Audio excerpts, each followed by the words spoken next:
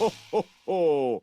Merry Christmas. Nigel Planer, a brilliant comedian actor who has popped up on TV screens over 4 decades since his iconic role in 1982 in A Shared Student House.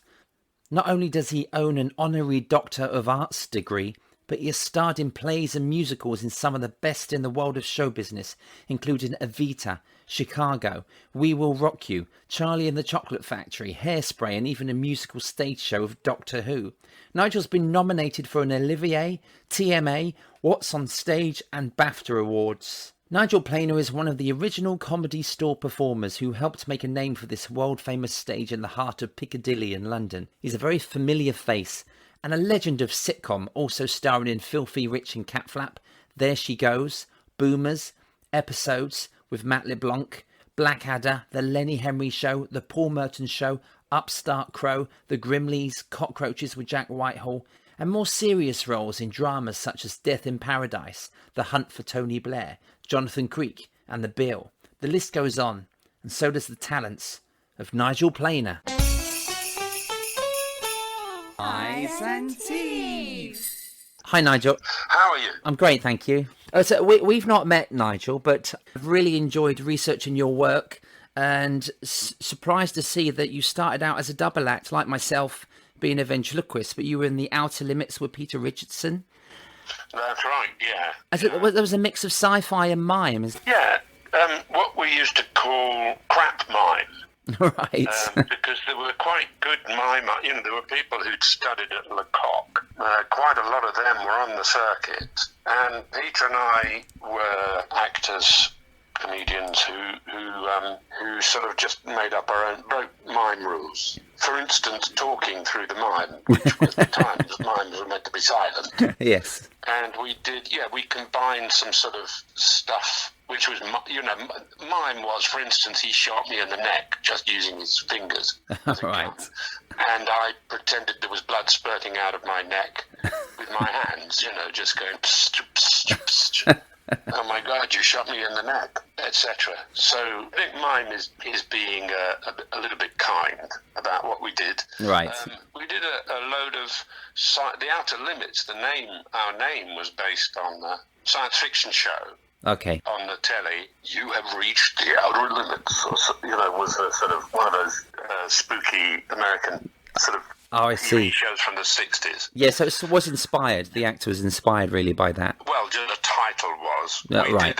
We did an airline disaster movie called ACDC-10, where Peter hijacked an airline plane and we were fussing. I was the air traffic controller, trying to get the right plane for him, just telling him which movies were showing, because in those days you didn't have, if you got on a plane, they said, today we are showing Kramer versus Kramer. Yes. And that's what you're going to see for 10 hours, because they just had a movie on a plane in those days. No choice. So he's the hijacker, and he's saying, give me that nice DC-10, and I'm saying, well, that one's showing Jaws. And he says, no, I've seen that film. Get me a different plane.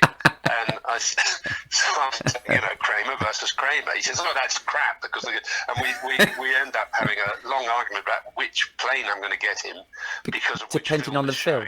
On That's brilliant. Was there a result? Was it Jaws or something? Or it just went anywhere, I guess. No, because in secret, while I was ordering up the plane, rather craply, I said in code, I've got to use code, obviously, to call the plane up.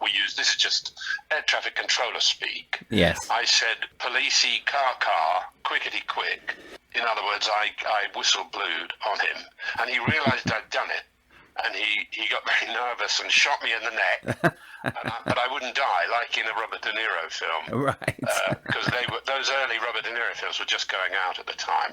Okay. And I wouldn't die, so I spurted blood. So he shot me again and again, and my guts came out again with my hands, just showing, look, that's all guts. I'm making noise like that. And then he picked up a spade and hit me with it going a big clang with an imaginary spade. Yes. after the Paul Newman movie. I think it's a Hitchcock, where they try and kill the guy and he won't die, and they keep hitting him with this spade, and then they have to put him in the microwave. They put him in the oven in the movie. In our thing, he puts me in the microwave oven. Wow. And I start going round and round. What else happened? Yeah, no. Then I just said, "Oh, I'm done. Can you?" It was a sketch anyway. Can't remember that. And then we did Starsky and Bitch. about two cops in San Francisco trying to drive at speed down the San Francisco streets. You know how all the chase sequences in those Brilliant, films, yes. they bounce, the cars bounce. And so we were sort of arm in arm going woo, woo, woo, woo, pretending to be in the car. And then at certain points we would, choreographed it, we would jump up and bounce as if we were driving the streets of San Francisco. And other stupid jokes like that. So, it was physically quite physical. Yeah. It's a series of spoof sketches and things that you just sort of put together. And was that in the Comedy Store? Is that where you started to perform in? Yeah, that's where we started. Well, we'd been working together for about 4 or 5 years before that. Okay. We had a show called Rank. Yes. Which was a story, basically. There was a story. We played about 30 characters between us. Wow. And we had a band on stage. We rather liked things like Alberto Illustrious Paranoias, who were a rock comedy band, and Frank Zappa's 200 Motels. Wow. And who else? Oh, the Fabulous Poodles, Ronnie Golden and the Fabulous Poodles. Ronnie Golden, who's still gigging now. Right. But he had an outfit, and we sort of aspired to be that, but we weren't really musicianly enough. So we ended up making quite a long play about the Windsor Festival. Okay. A pop festival where the police had cleared the site because it was in Windsor Great Park near the Queen. And we made a story out of that. And I played quite a lot of the characters, actually, who ended up in comic strip films come from that show. Okay. And we had a photographer character who ended up in our act, in The Outer Limits. And Neil comes from that show, actually, come to think of it. Oh, it does. He was one of those sketch characters, was he? He was one of the characters in Rank. He was the terrible folk singer who was playing at the Windsor Folk Festival. Okay, and he played guitar. So you did play guitar at that time in that spot? Yeah, that was his act. He said, I'm going to do a couple of songs for you now. They're both really bad. So I'm going to do the worst one first, so the second one won't seem quite so bad. That was his kind of opening line. That's lovely. And Peter played the police chief, and I played Mr. Probe, the journalist. We had a lot of costumes. There were quick changes in costumes and a rock band. Wow. This sounds very much like it would be in Edinburgh Festival even today, It's you get these really outlandish, really, anarchic type comedy acts that I think they still sort of look up to acts like yourself from the Comedy Store that started out, and it's still very much sort of inventive comedy and great sort of sketches. Well, it was quite, I suppose we were quite early on. That was 1975, 1974 even we did that, I think. Wow. Something like that. And we played that at the Roundhouse, then we took it on tour with a different band, and it became more sort of less of the story and the characters and more of the sort of set pieces. Yes. To the music, to the more of the sort of gross out, because we were supporting other bands, because we were cheaper. We narrowed down the costumes, we narrowed down the theatricality of it so that we could just take it on tour. Okay. With like a band. And we supported AC/DC doing that Rank show. Wow. And we supported, who else did we go when we had the big show? Motorhead. Incredible. Motorhead with that show, yeah. Was it your intention to actually tour with bands, or was it supposed to just be a comedy show? Or did it just happen that way? At the time, we did think we might make it as one of these comedy rock bands. Okay. But the trouble was, neither of us could really play well enough, and it's too expensive to do that. Yes, and we were better at doing the comedy acting. So when the Comedy Store opened, we took the elements that we liked from that show, that we toured art centres, and formed the Outer Limits. We said, let's just let's just be us and do the good bits without having to, and if we need a sound effect, instead of getting an electric guitarist in or something, let's just go blah, blah, blah ourselves. let's just, cut this right back, rather like nowadays, actually, people are having to do, isn't it? Yes, yeah. I mean, everyone's having to think, how can I, instead of doing a show with a cast of 15, how can I do it with 2? Yeah, cut out the band and use a mini disc player, Yes, it's very sad, but... and the other person I'm acting with, they can be on my laptop. We're all having to do that these days, and this was 1979, 1980. Even then, there was a sort of tendency to think, Mrs. Thatcher just got in, Comedy Store. We thought, well, it's just we can't be going to the Arts Council asking for money to do this anymore. No. That's ridiculous, because we've got no justification. We're not sort of high art. Yes. And so we just got some old kind of Oxfam suits and went to the Comedy Store and used the material that was really going to work from Rank. Yes. And put it into our Miami double act. Yeah. Ho, ho, ho, ho. So what did the Comedy Store mean to you? Because you were one of those first acts, really, that launched the venue around that time. Right. We weren't there at the actual launch night. No. But we were there, I don't know, 2 weeks later, 3 weeks later. Okay. And there was, the first night, it was just seeing Rick for the first time was fantastic. Okay, and he was there. He's done his poet act, didn't he? He wrote poems. Vanessa poems, yeah. Okay. And that was incredibly exciting. Wow. And seeing Alexi for the first time. And there was Tony Allen, there was everybody who was there. And we wrote the material. I got Peter back into it because I just got out of a show in London and I'd seen the ad for the Comedy Store, and I persuaded him to come out and try it out as a double act, and it was so exciting that night that we went away and wrote. We spent the whole of the next week writing our act. Basically, we wrote about half an hour's worth of material that week and went back the following week. Peter had a break from the comedy duo that you were in, because he ended up being the founder of the comic strip Presents, didn't he? Yeah, no, he didn't. Well, what happened was the Outer Limits was really successful and part of the Comedy Store sort of clique, as it were. There was Alexi, there was Rick and Ade, there was Arnold Brown, and Peter is a producer by nature. You know what I mean? He likes to control everyone around him. Yes. and sort of think of new ideas. He's entrepreneurial. He's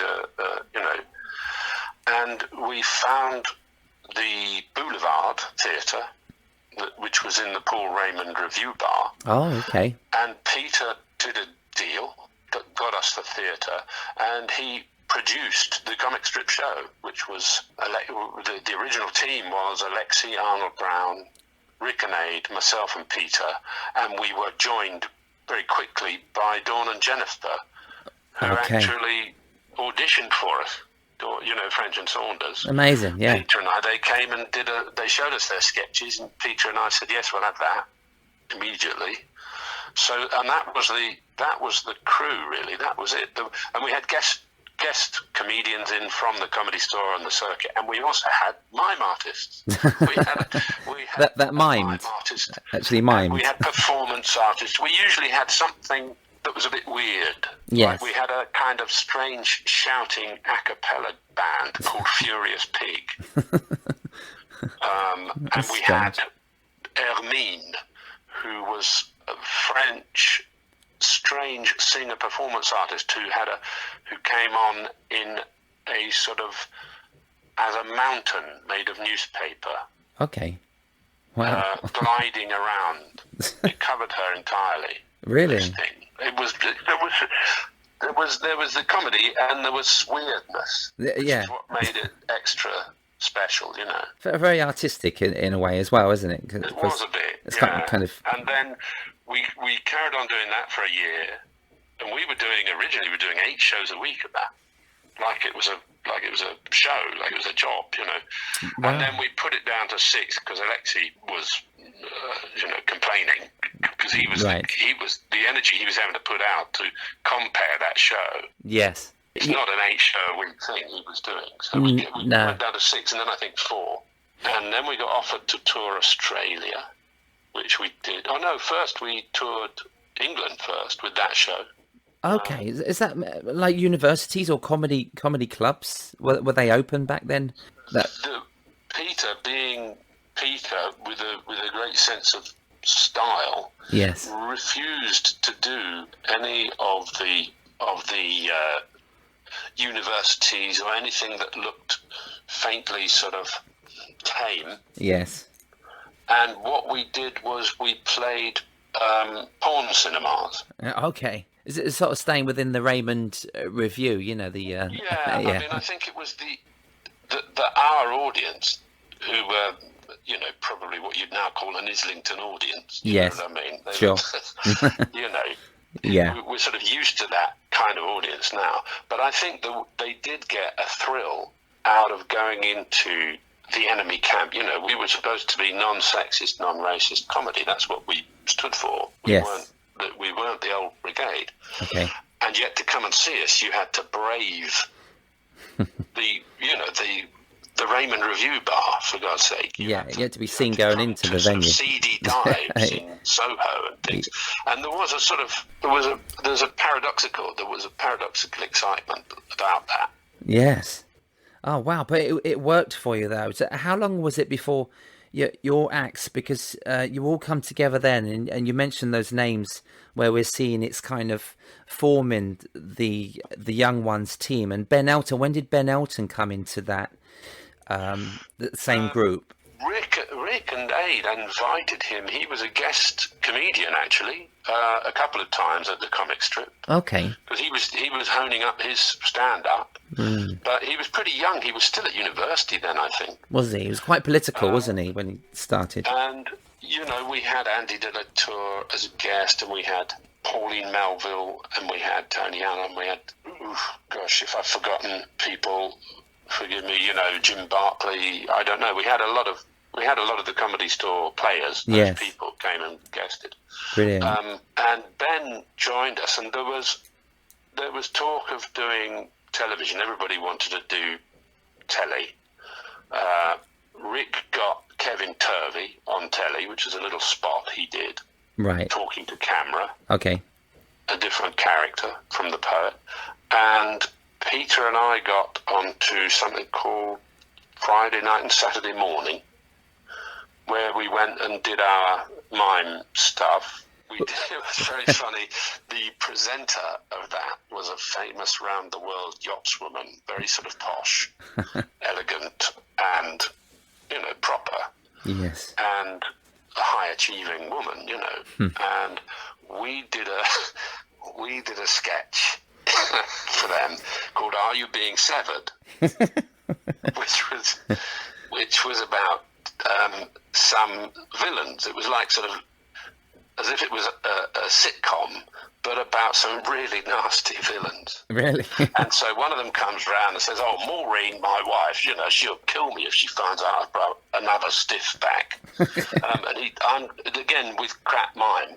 I've brought a dead body back, and it's rather like The Sopranos. Yes. But you know, we've got to get rid of this body before the wives come down and go, "Oh," and we kept doing these kind of wah wah wah noises to say what a cheerful sitcom this was. And then we mimed sawing up this body and saying things like, "Oh, I brought another stiff, you know, I could do with this stiff drink, and I don't mean I'm going to dabble my knob in it." You know, the level of humour was quite poor, actually. but anyway, it's very funny if you ever get to see the playback. This poor round-the-world yachtswoman had to sit through this, and they kept cutting, you know, the way they do, back to a reaction shot from her. Really? Oh, wow. And she, you know, I don't mean I'm going to dabble my knob in it. And then we saw up this body going like that, and then we cut the body's knob off. I forgot that as well. Like that.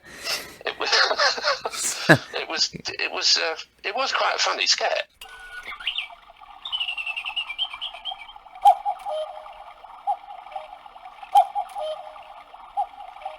It's interesting. Anyway, Yeah.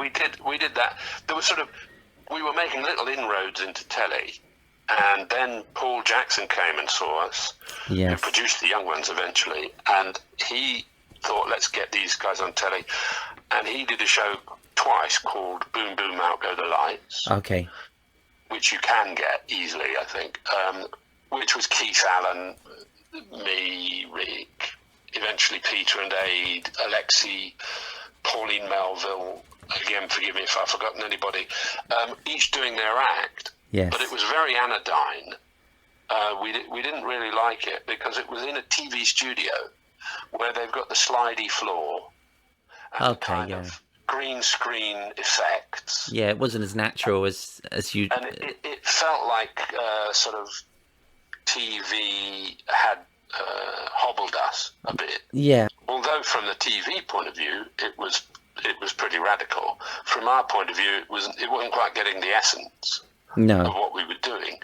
And so we carried on thinking about what can we do to get on telly. Rick and I agreed that it would be more fun to be playing characters than a sketch show or a broken comedy format, because that's what we felt we were good at. We wanted to actually have characters to play. Yeah, and you already knew those characters worked, like Rick's character as the shouty poet, and you as the hippie, which is already Neil was already out That's there. right. And Ade as Mr. Shouty, Yes. and also Peter supposedly as Mike, the cool guy. Okay, so he was lined up to be Mike, was he? He was. I don't know if he was lined up to actually be Mike, but Right. that was the sort of chemistry. That was the vibe. Yes, of yeah. The two double acts. Okay. And it was Lisa Mayer, who was Rick's girlfriend at the time. Okay. Lisa Mayer, Rick, and Ben Elton came up with the idea. We all came up with the idea there was going to be a house. We were all going to be in a house, Right. rather like the front of the Beano, was it, where you see a doll's house, and there's little sketches, little things going on in each room. Okay. And that was our telly proposal. But then Lisa and Ben and Rick came up with the idea that we should be, well, why not keep the house idea, but we'll be students in the house. Okay, that works. And it's so crazy that strange things can happen in the house, surreal bits can happen. But it's basically a sitcom and Alexi's the landlord. And that was the kind of turning point to get to The Young Ones, really. That's incredible, and it worked. Did the scripts come? Did they come naturally to the writers? I mean, Rick wrote the scripts with Ben and Lisa, and how long was it until you got that actually onto the TV screens from writing? Do you remember the? It was a fair while, I seem to remember, because Ben wrote first drafts, because Ben will bloody write something before you've even decided whether you wanted it. He's so quick. Yes. He just goes away and floors everyone by, his output is incredible. Okay. And so he'd written first drafts. I was looking at that saying, this is brilliant. We've got to do this. And I think they then had, which is where Lisa probably came in and was very useful, they then had to kind of prove it to the BBC. Right. That it was okay to do this, because if you imagine looking at that in 1980, Yeah. it's bonkers. I mean, it's still bonkers now, really, the script. It was crazy, and it had to be those performers. Yeah, I mean, it'd never been done before, had it? Something so crazy and slapstick that nothing like this had been done before. So it must have stood out to the producers. There were some surreal shows that had been done before, broken down things. There was Hell's a Poppin', the American movie. Right. And there was a British sitcom with Anthony Newley called, if I can remember it, you can still get this one on DVD, I want to say The Strange World of Arthur Brown, but it's not Arthur Brown. Okay. Strange World of Gurney Slade. The Strange World of Gurney Slade. I'm pretty sure it was Gurney Slade. It doesn't sound real, does it? No, it doesn't. I'm writing it down as we speak, though. I'll have a look. If you clock that, it's like a normal sitcom has suddenly taken acid. And it was in the 50s or 60s. Okay, wow. And it's quite early. And it's Anthony Newley, Yes. who's, sort of good-looking musical star comedian type, old school. Yes. And he's in a sitcom, and you know, it's mum, and so the girl is doing her homework, and the wife is saying, "Oh, hello, darling," and it's like a Terry and June sitcom. And after 5 minutes, he looks at the camera and goes, "Oh God, do we have to go through with this?" And he walks off the set, and the camera follows him, and he's talking away. He's saying, "Oh, it's just the same old stuff, isn't it?" And I don't believe a word of what we're saying, do you? And he walks to an airfield and starts looking at a blade of grass. And and then he has a sort of mime dance with a stranger. And, you know, it's really... It's very way out there, isn't it? Sitcom took acid. Yeah. It seems like an amazing thing. And I think I've heard you talk about the young ones like this. It's kind of a Spinal Tap way of filming, isn't it? Where he's kind of talking to the camera, or it's like they've stopped filming, but they haven't stopped filming, you know. And he's like gone off camera, but it's part of the production. It's quite common these days because we get Yes. What are they called? Docu-soaps or mockumentaries and things like that. Yes. But at the time when we did Bad News, I think it was fairly unusual to talk at camera. You know, Neil suddenly turns to camera and says, "Oh, it's got to be me. Answer the door." You know, the idea that we could talk to the camera or be aware of the camera. Yeah, your character did talk to the camera quite a lot, didn't he? Yeah. And you kind of felt sorry for Neil, the character, because he was picked on quite a lot, and he was so lovable, though. But did you mind him being picked on so much when it came out as the script? You said, why is it me they keep picking on? Or was that the character that you just went for? Well, we got the character right. And yeah. It was funny, and I could see it working. It did get to me after a while, just always being bullied, because when you're playing that, it kind of, there's an osmosis. You know, people are porous. Yeah, things do sink in. Sure, I think about that with soaps. You know, people playing those certain storylines could actually get to those people, and you do worry about their kind of mental health. You know, and I've been watching a lot of young ones recently because thankfully BritBox has brought it out again, and I've been worrying about you actually as Neil, and he was picked on quite a lot. Yeah, I mean, there is a lot psychologically, and also you kind of collude in it if you're creating it, because you know if you're trying to make your clown self, as it were, your funny self, sure, the bit of you that's funny, you're going to exaggerate that bit of you that fits, that works. Of course, yes. So you've kind of colluded in your own downfall there. You know? Yes, yeah. And so it rubs off. It does rub off, and you know. I remember once, 10 years later, it was snowing, and we'd stopped making the young ones 10 years previously, and some guys recognised me on the street and started throwing snowballs at me. No. And I'm like, you know, really? I'm like 37 or something, and they're throwing snowballs at me, and one went down my neck, and they're all saying, "Ha ha, Neil," you know. Really? So it's carried on into the streets. Wow. You think, you know, yeah, liberty, but it's not entirely comfortable. But on the other hand, I've got no one to blame but myself, because I invented it and I made it happen. Yeah, it's your character. You feel sorry for the soap characters that are doing the murder scenes or the cheating scenes, and they get shouted at in the street, don't they, because of those parts? But that's right, they're playing a part. I once turned down the part I think it was in Casualty or one of those kind of programs, right? To play the paedophile guy. Right, yeah. He needed protection. He'd been attacked or something. Sure. And it was shortly after the young ones. Oh, okay. And I thought, I really, I can't have all this rubbing off on me any more than it is already. Do you know really what have I mean? to... I thought, I just don't want to put up with it. I know as an actor you should say, no, I can be anyone. Yes. But at that point in time, I understand. Thought, I don't think I can take this. No, not when you've experienced. The other way as well. When I played the part of me. It's hard to imagine, but I played the part of a martial arts expert. Okay. In something called King and Castle.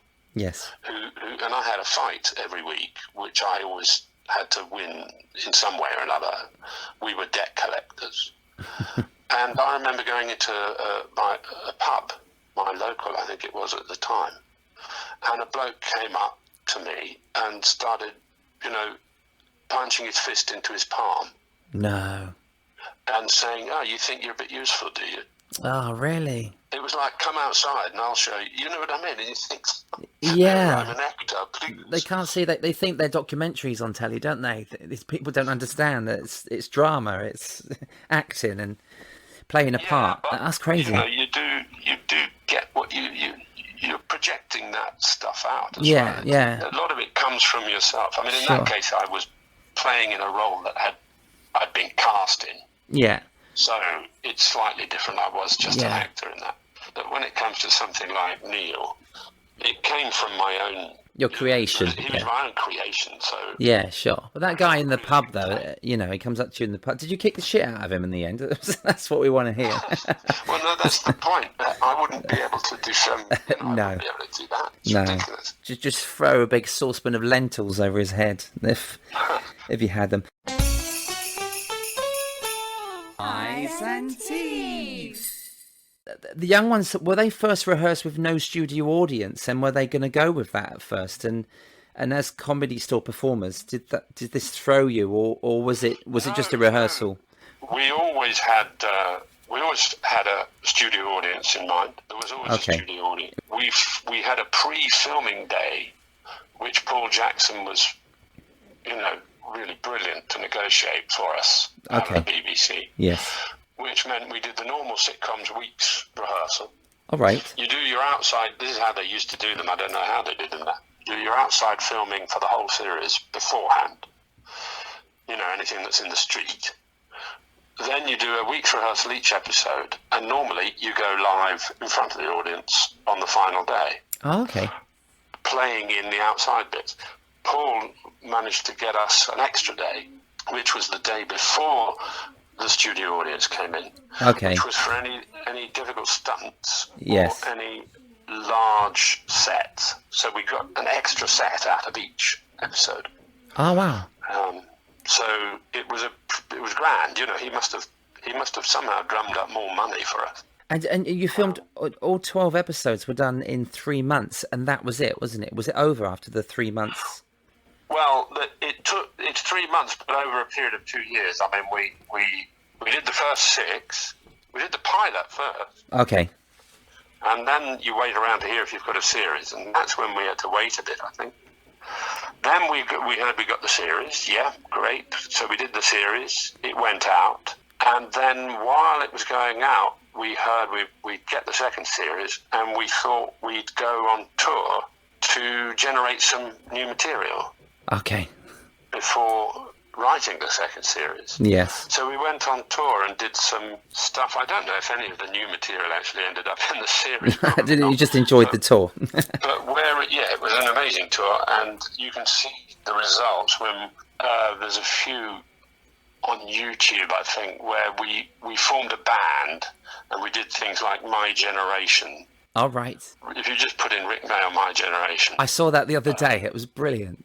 It's insane amounts of energy that Rick puts into it. It's a very funny routine. It's fantastic. And that's where we kind of worked out Young Ones Live, how to do the three of us live, really. Oh, with the audience, yeah. Which then played into when we did Bad News Live, really. Okay. It was amazing how far it went as well. I mean, it was big in New Zealand and the Netherlands and America as well. Yeah. It did go to America, didn't it? Yes, it was on MTV for years. Wow, perfect. On Sunday nights, yeah. Ah, and Catalonia as well, I read. Oh yeah, that's been a recent discovery for me. Is it? Is in Catalonia in Barcelona. It's huge. It's just still playing. It's still huge because I think what happened was they didn't have comedy televisions and all of that until Franco died. Right. In 1975, and so they missed it. By the time they'd got themselves up and running with a sort of TV channel of sitcoms and overseas buyers. And the first programs they got in were Blackadder and Young Ones. Okay, wow. So imagine if you've never seen any sitcoms and you've never start with two of the best. Haven't had a kind of free society yes. that can say, you know, it was a dictatorship they were living under. And the first thing you see is the Young Ones. What have we been missing? Yeah. It exploded. Yeah. In Catalonia. Oh, fantastic. And I don't know why it didn't explode in the rest of Spain as well. But no, you think Benidorm would pick it up? Because the guy who did the translation is brilliant. Okay. He's really good. He's a friend of mine now. He made jokes, because he's English and Catalonian. Oh, okay. And he understood how to translate a joke. A joke like Euripides' trousers, Eumenides' trousers. Yeah. Which is about classical Greek authors. You can't, you know, they're all verbal jokes and things like that. They're not going to work. Or, you know, nobody expects the Spanish Inquisition or whatever. Churchill, you know, they've heard of Churchill, they haven't heard of Macmillan. Yeah, so it's got to be translate it. How to really translate it, still, because he's a comedy writer. Okay. And I've been out there and done a one-man show and, you know, made TV appearances and had a play of mine put on that he translated my comedy play. And that's still, I think it's still touring around Barcelona, Catalonia at the moment. Oh, nice. Oh, wow. Yeah, that's fantastic. It's extraordinary. I mean, it was big in Australia, but the place that's really, really hit the spot was Catalonia. Okay, that's crazy, isn't it? Nice to hear that. So you get a free holiday if you go over there. I mean, you must get mobbed. Not free, but yeah. No. But yeah, it is nice to go and I mean, I went to one sort of press conference for this travel program I did there, and it's in their kind of equivalent of the festival hall. So the audience are there, wow. And the guy's saying in Catalan. I had to do a bit of my acting in Catalan because, you know, just to show willing. And the guy's saying, so Neil is you know, our favourite character here. So he's not it's not a very Catalonian name, but hands up in the audience, how many people are now called Neil because of the Young Ones? And about 20 hands go up, and a woman held up a baby. No, that's fantastic. It's insane. It's insane. Neil, Spanish Neil. It's crazy. Well, Neil. He's called Neil. Neil, yeah. Oh, that's brilliant. What an inspiration. I had to learn all my catchphrases. Oh, did you? For that performance? In Catalan. Was it, you grow the seed? I had to do them in the voice of the guy who dubbed me, because nobody knows that Neil talks like that. So what is the other voice like? Is it dramatically different, or is it quite similar? It's like that. He talks like really? Karma on otra cop. It's really weird. It's completely different. It changes the character, I think, if with that voice. It's Oh wow! They did a very good job on the dubs, though. It's a I'd love to watch that version. It sounds fab. It's called Als Jovis, spelled ELS JOVES, Als Jovis. Okay. The Young Ones. Yeah. Oh, that's brilliant. And what do you remember working with Paul Jackson? Because he's created some incredible comedies, like Three of a Kind, Two Ronnies, more recently Royal Family, Marion and Jeff and The Office. What was he like? Because I know that you worked with Filthy Rich and Cat Flap with him as well. So he must have loved what you guys have put together, you know, over those couple of years on The Young Ones. Yeah, he's very dynamic. He's a very pushy. I bet he's got a short temper, but it works for his work ethic. Things done, and he gets them done, and that's pretty good. It's admirable. Yeah. And he's I really like him, and we owe him a lot, really. I suppose he smashed it for us. You know, it's really good. I can't remember what he's doing now. He's been head of a lot of departments. Yes. And I think within television. No, but I think he probably enjoyed that less than actually getting amongst it and really making things happen. Oh, I see. Yeah. I was on Radio 4 once because I became the new voice of Archie Andrews, which is a 1950s radio ventriloquist. Oh, yeah. Peter Bruff. And I became the new voice, and I co-wrote a stage play bringing re-educating Archie to the stage. We done that about 8 years ago, but I was on Radio 4 and Paul Jackson was the other guest. And when I found out I was on radio, and I did have a couple of words with Paul, just telling him I love his work and with you guys, and it was just incredible to listen to what he's produced for us over the years. It's great. So it's fabulous. So yeah, we do have Paul Jackson to thank, and obviously guys do your Archie Andrews voice. Well, Mr. Bygraves, hello there. Oh yeah, Max, come on over to my place. Oh yeah, where's Monica? It was just, I've not done it for a while, but that was. So, are you still there? Yeah. No, I'm still there. No, it's I think I can remember it. When was he finished on radio? He'd done the 1950s through the 60s, and so the 70s and 80s. Well, the 70s he tried television and it didn't work, and he retired for 40 years. So Archie was in a suitcase, and Archie Andrews came out of the suitcase in 2006.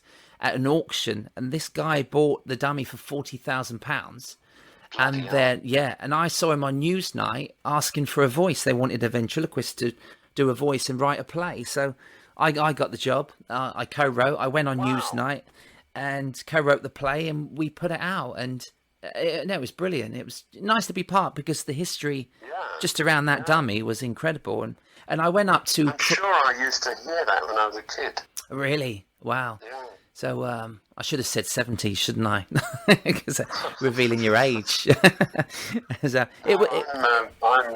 67, so I would have been around listening to it in the 50s. Yeah, you've been at very, very early stages. But I mean, people used to run home from school and listen to it. 17 million listeners. It was a big thing back then, obviously. 17 million, my God. Yeah, big thing. Incredible figures for these days, isn't it? Yeah, but he was famous for making people really famous. So he would have like Max Bygraves and Beryl Reid, Tony Hancock, all those people were made famous. But your show, The Young Ones, actually had Smith and Jones, Fry and Laurie, French and Saunders, Lenny Henry, all made guest appearances on your show, and it helped Robbie them Coltrane, as well. Robbie Coltrane, yes. Emma Thompson. So it's incredible for such a big hit of a TV show to actually breed more. Lee Corns. I'm just trying to think. Really? The Oblivion Boys, Mark Hard and Steve Frost. Oh yes, yes. Peter Weir, I'm just remembering the actual comedians. We sort of hoovered up all of the comedians around the time as well. Jim Barclay. Yeah. Andy Latour. Yeah. I mean, not just the ones who went on to have their own TV shows. Yeah, just great names. Lots of the comedians who were around at the time. Oh, it's just brilliant. It's just such a great memory, and it did kind of launch so many careers. Oh, conversational. You personally, as your character, won Best Comedy Record at the Brit Awards in 1985. And yeah, that's right. And you beat Roland Rat, Al Yankovic, Mel Brooks, and Alexei Sale singing "A Hole in My Shoe." And I showed it to my kids the other day, and it's. And Billy Connolly gave you the award on that. What was it like winning that award at the Brits? Oh, it was brilliant. I mean, what can you say? I turned up. I had to make a funny speech. Yes. Sitting at the next table was Prince with his minders. He had his tiny fellow, and he had 3 massive minders. Wow, it's like a ventriloquist act. His award. He walked through like a proper, like he was some kind of mafiosi or something. Really, everywhere he walked, he had people protecting him and holding people away. You know what I mean? Even if it wasn't necessary. And it was really exciting. It was fabulous to do that. I think they then cancelled the idea of a comedy award since then. But I'd forgotten Al Yankovic. I wonder what his single was at the time. I remember that Mel Brooks and Alexei were in the race, but yes, no. Yankovic was "Beat It." He changed Michael Jackson's "Beat It" to "Eat It." Eat It, yeah, was it? That's right. Eat it. That's it, yeah. I loved it recently, his version of Happy. Oh, has he done a new one, has he? He's done a version of, you know that... 'Cause I'm happy. I'm so happy. Yes. You know that. Is it Farron? What's he called? The guy with the hat. Yeah, it was fat. Oh, yeah, I've gone blank now. The guy with the hat. Anyway, that's it. That guy, that song, and it's a very good video he's done, because it's just like, it looks like one long shot with hundreds of people just taking over it down the lift, out through, as if it was one long tracking shot. Really? Wow. And lots of changes. He's walking through it all, tons and tons of things happening. Oh, wow. Like one of those ads, and he's changed it to tacky. So tacky. So everybody in it is wearing really tacky clothes and being tacky all over the place. Oh, that's brilliant. So he's waited 30 years. It's a really good video. 30 years for his follow-up single. Well, that's great. That's Pharrell Williams, was it? Pharrell Williams. That's that who it was, right? Yeah. That's who it was, yeah, originally. And you went on Top of the Pops with your song as well. Yeah, a couple of times. That's fantastic. A couple of times. That was quite fun as well. Yeah. I did the one where it's all flowers and I'm on my own and I knocked myself out on the microphone. I saw that, yeah. And then there's one where I had the band, all the guys, and the smoke machine gets carried away and completely engulfs us in smoke. And that was quite funny too, because all you've got is the voices going, oh, hang on, I can't see.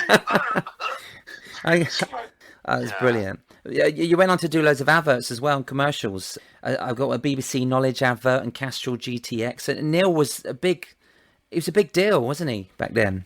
Yeah, I've forgotten all those. God knows what I ended up doing. Yeah, loads of voiceovers and stuff. It was a great success. And there's a book, Neil's Book of the Dead. Really? Which I wrote with Terence Blacker, yeah. Oh, fantastic. You've written a lot of books, haven't you? There's the Book of the Dead in 1984. Can you tell us a bit more about Nicholas Craig? Because this is a lovely character as well. And yes, I after 1984, really, which was when the high point of Neil's showing off. Yes. I thought, rather than just hiring myself out as an actor, what was it that made it work? Is it came from me. It was aspects of my own self, and it was nice having a character, an alter ego to be. Yes. So I set about creating the actor character, this very vain and pretentious actor character, from my own, character flaws. Right. Then I met Christopher Douglas, who, I'd kind of put the proposal for the thing together, but it was all a bit amorphous. It really didn't hit home yet. Right. And then I met Christopher, and he and I worked on making the proposal up to something worth having, and we wrote the book. An actor, and he did most of the writing of that, but we created it together. He's the guy who does something on radio called Ed Reardon. He's done about 12 comedy series as Ed Reardon. Right. And another one called Pod, who's a cricketer. Okay. He's brilliant. He's a really witty writer. Anyway, so we got the deal. We made the book, and we made a one-man show, and we made a radio series, and we made 2 or 3 mini TV series of Nicholas Craig. And he just sort of seemed to last because he could grow old. And he's a sort of satirical commentator on the theatre world and actors. Yes. And we just kept developing him. So after the book, we did 2 or 3. There's a new edition of the book out now. We did 2 or 3 editions of it. The new one that's out recently, last year, came out, has an introduction by Steve Coogan. Oh, wow. Is it How to Be Old? Is that anything to do with that? It's still called I Am Actor. How to Be Old was a TV series. Oh, okay. A TV program that he did where we used clips from all the shows and sort of take the piss out of them, basically. Yeah, so Nicholas Craig, you've done cooking, travelling and gardening. They're hilarious. Yeah, cooking, travelling, gardening, weather forecasting, etc. Yeah. It's like a how-to. There's lots of clips in them. They're quite they're quite funny. He's got a load of students who he shows off in front of, and Yeah. they end up saying, "Oh, go on, Nicholas, show us how you would do it." And he says, "No, I can't." "Oh, all right, you know." It's really, he's such a crass character. Yeah. But we got a call last year. The book had just sort of gone out of print after 20 years. Fair enough, you know. Right.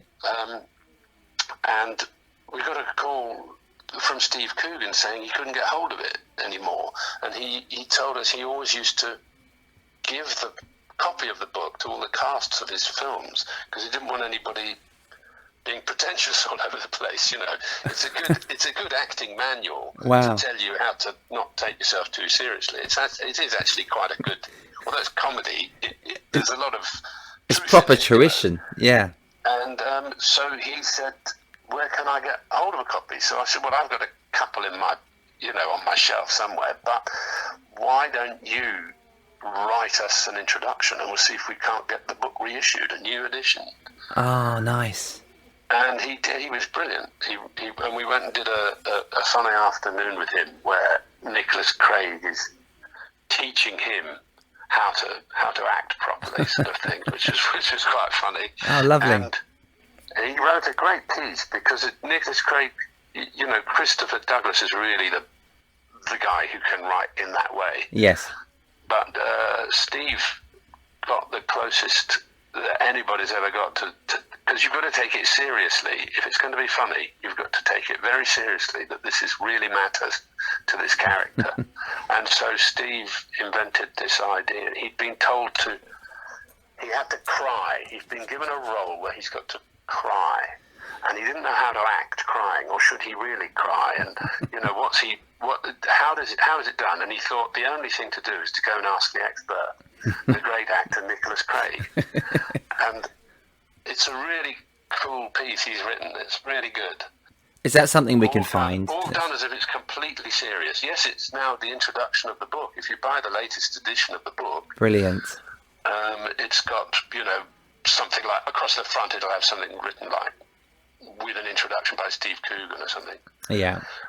So he's, you know, Nicholas Craig lives still, even though we invented him in 1986. Yeah.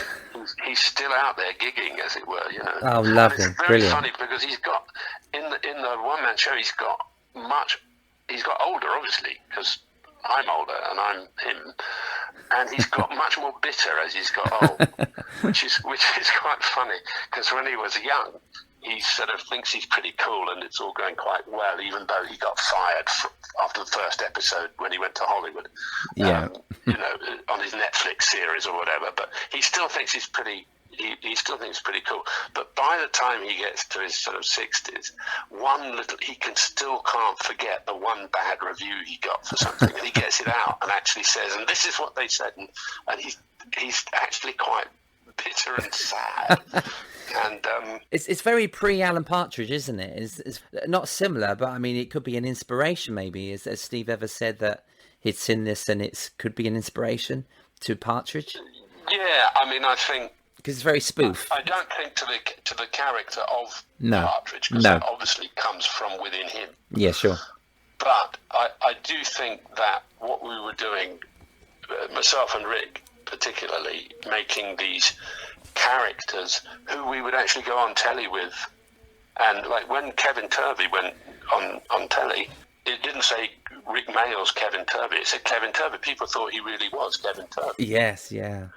And we were doing that with our characters, with Bad News, and Neil would go on. I went on Parkinson or one of those type of shows. I went on Wogan as Nicholas Craig, and it was never billed as Nigel Planer's latest character. No? It was, Wow. We're going to have this. We got this actor on now. He's called Nicholas Craig, and so the idea was to make these characters who, you know, who live. Yeah, real they're believable. Yeah. And I think that definitely must have inspired Steve, not just with Alan Partridge, but with Tony. What was he called? Tony Farino. Is it Farino? Yeah, that guy. Yes, singer. yes. You know, it wasn't his greatest creation, but it was still the same sort of thing where you can, if you create a character, the character isn't in something. The character exists in the media. You've created an alter ego. Yeah, definitely it works. Wow. And Filthy Rich and Cat Flap, that followed the Young Ones about 5 years after that success. Christopher Ryan wasn't in the lineup at all. Would that have made it too much like the Young Ones if it was all of you? Yeah, maybe that was it. It didn't last long because I think Rick and Ade, Ben Elton wrote the drafts of the script of that. Yes. And by then he was able to work almost wherever he wanted, so he didn't have to hang about. And also Rick and Ade probably were thinking, we don't need this setup. We don't have to be self-conscious about being telly stars. We can just do bottom. Right. Let's just do us beating each other up. Yeah. let's cut to the chase here. Let's not have the whole invention.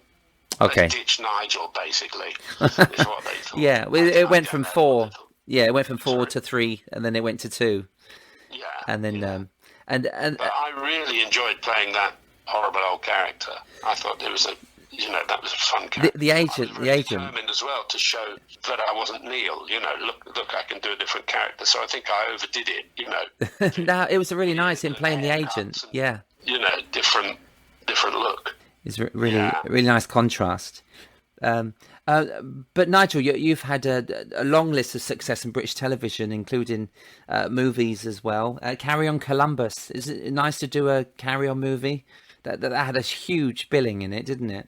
Yeah, it did. I mean, for my money, I don't think that worked, that thing, because you've got to sort of camp it up, really. You've got to give it some, you've got to enjoy being ridiculous. And I think although they had some wonderful people, everyone was trying to be too cool. Apart from Rick, actually, if you see the scene with Rick, I'm just playing his assistant. Oh, right. So I don't have much to do, but if you see the scene with Rick, he's the only one who's actually doing it like a Carry-On film should be done.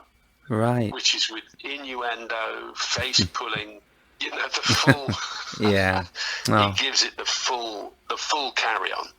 Whereas I feel the rest of the performers, probably myself included, are slightly self-conscious about being in a Carry-On. They don't want to look silly.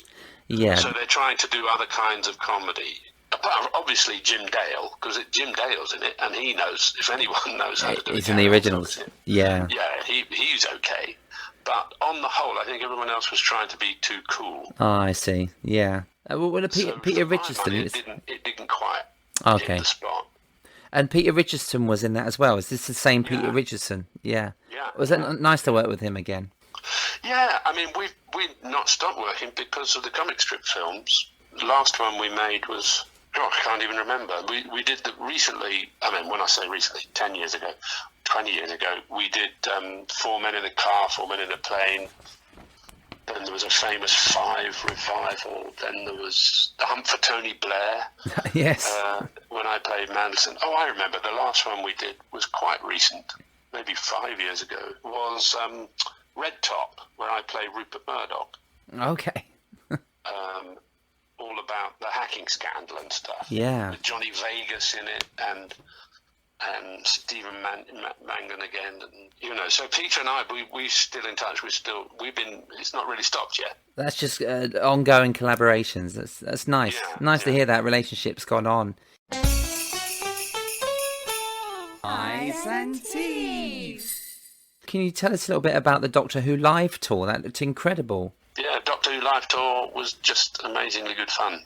I love going on tour where it was a proper sort of rock tour where there's the coach and the caterers are because you're playing big stadia. You've got your own caterers who you're taking with you, like a big rock band. So you turn up at the gig and supper's there in a canteen. You all eat together. I love that. Oh, amazing! I just did one this last Christmas called a David Walliams story called Grandpa's Great Escape. Oh, okay, that looked brilliant. Where I was Grandpa escaping in a Spitfire from an old people's home. Fantastic. It was was fab. We're playing, Wembley Stadium. We're playing all the big venues around the country over Christmas. Yeah, it's brilliant how his books are going to stage. I've seen a couple of them with my kids, and I mean, to play the actual grandpa, it's just it's the main character, isn't it? And it's a book coming to life. It's so nice. It's a lovely character. It's lovely doing those shows like that. And Doctor Who also, I That's like iconic. those kind of the big shows like that. I find them thrilling. It's nice to do live work, isn't it? Which we hopefully we'll get back to live work pretty soon. I would love to see, which I completely missed, and just doing on research on you, Vulcan 7 with yourself and Ade. Would this ever return? Yes, actually, this is. You were telling me about your lockdown disappointments, as it were. The fact that everything was ready to go and you opened your show and then the lockdown happens and everything's cancelled. Well, Adrian and myself were in a similar position. Right. We did a lot of rewrites on that play. We toured it. It's really funny. I don't know how I missed it, but I can't wait to see it. Moving and sad and things as well. It's a proper play. Yes. I write plays quite a lot now, and Adrian's obviously written lots of bottom live shows and telly. So we thought we'd write a play together, and it went really well. We did a major rewrite on it after we'd finished the tour, right, to make the story just come up even better. Okay. Really. And we gave it a new title. It's now called It's Heading Straight Towards Us. Right. Which is a better title. Yeah. People thought it was about a science fiction thing, which it's not. It's about two bitchy old actors stuck in a caravan on the side of a volcano in Iceland while they're meant to be filming this film, Vulcan 7. Wow. And it's really funny and really moving. And we just did a reading of it on the 13th of March. So it's the last sort of proper job I had before the lockdown. But we decided that we were actually a bit old to play the parts. And we also found that there's a sort of expectation with Adrian and me acting together. You're expecting it to be a bit shouty, a bit young ones-ish, and some of the audience were either shouting at us, heckling, or were coming away, the kind of audience who would really enjoy it might not come because they thought it would be too much like Bottom or something. Yes.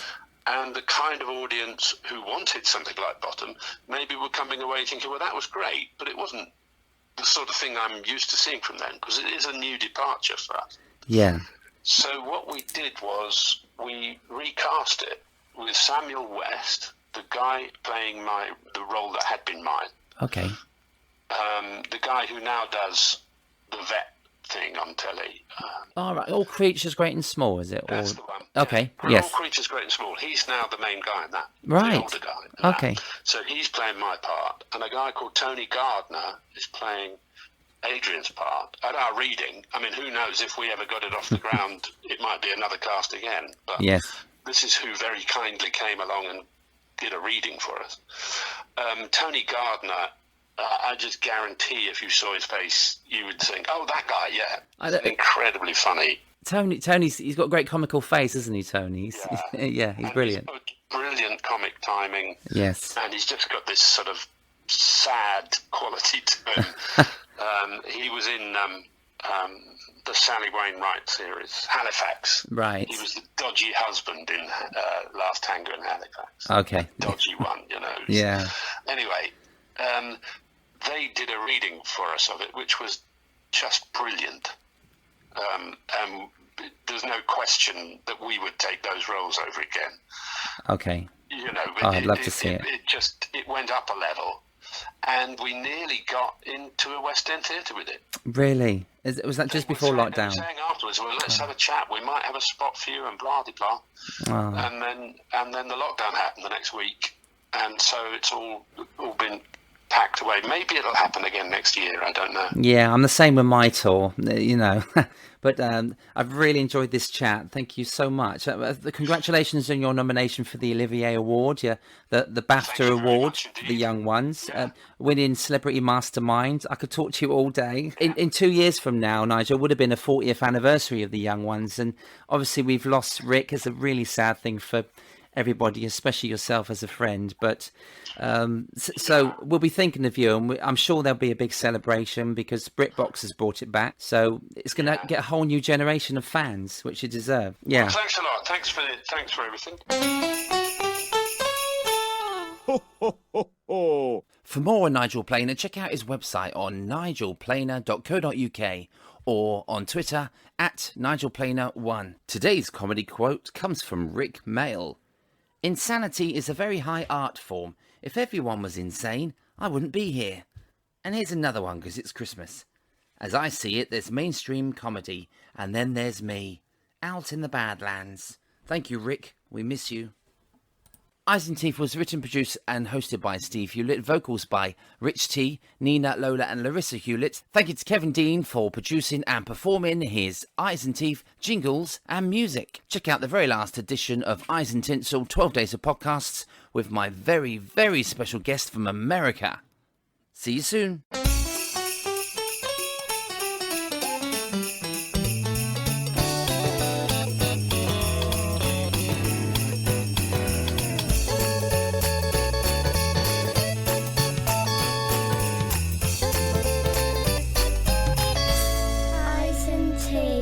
Ho, ho, ho, ho. Merry Christmas.